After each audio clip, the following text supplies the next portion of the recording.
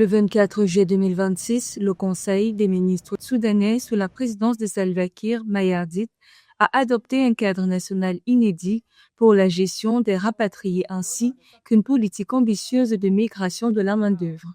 Face à l'urgence humanitaire du conflit soudanais qui a provoqué le retour de plus de 200 000 personnes, le gouvernement instaure un dispositif de protection renforcé.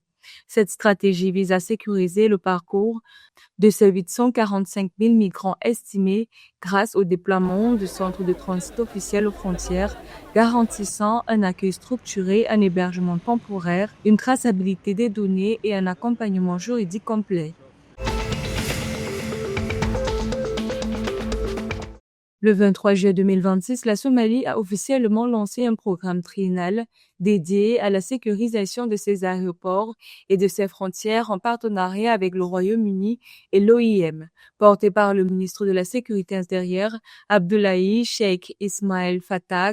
Cette initiative régionale étend son action à l'Éthiopie et au Kenya. L'objectif est de moderniser les infrastructures de contrôle et d'optimiser les capacités des institutions face aux menaces transnationales. Ce programme prévoit la formation spécialisée des agents de terrain et une coopération sécuritaire accrue pour intensifier la lutte contre le terrorisme et la traite des êtres humains et la criminalité organisée.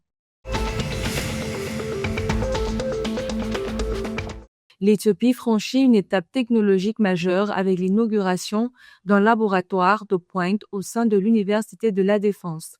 Cette infrastructure de 20 850 mètres carrés, financée avec le soutien des Émirats arabes unis, s'impose déjà comme un pôle d'excellence avec 18 projets de recherche lancés pour un budget de 32 millions de pires, totalisant déjà 200 publications scientifiques et 7 brevets. Dédié à l'intelligence artificielle et à la cybersécurité, ce complexe formera 2600 étudiants et consolide un partenariat stratégique avec Abu Dhabi, illustré par 113 projets d'investissement et 6 milliards de dollars d'échanges bilatéraux. La Tanzanie intensifie sa riposte contre la cybercriminalité juvénile avec l'introduction prochaine de cartes SIM sécurisées pour les mineurs. Lors d'une présentation officielle au Parlement, la ministre du Développement communautaire, du genre, des femmes et des groupes spéciaux de la Tanzanie, Dr Dorothy Gwajima, a souligné l'ampleur du défi. 67% des adolescents de 12 à 17 ans possèdent un smartphone et près de 200 000 enfants, soit 4% de cette classe d'âge, ont déjà subi des abus en ligne. En collaboration avec l'autorité de régulation des communications, le gouvernement déploie un système de filtrage automatique de contenus nuisibles. Cette mesure s'appuie également sur la ligne d'assistance gratuite Helpline 116 et une vaste campagne de sensibilisation nationale.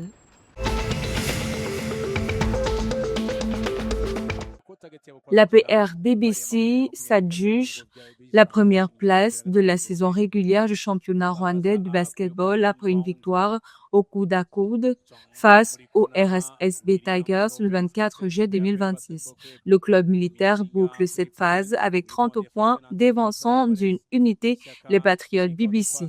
Malgré les 29 points de Zuzwa Nisrimimi, les RSSB Tigers finissent quatrième avec 27 points au même titre que les Red BBC. Le tableau des demi-finales est désormais arrêté. L'APR BBC défiera les RSSB Tigers tandis que les Patriots BBC croiseront le fer avec les Red BBC.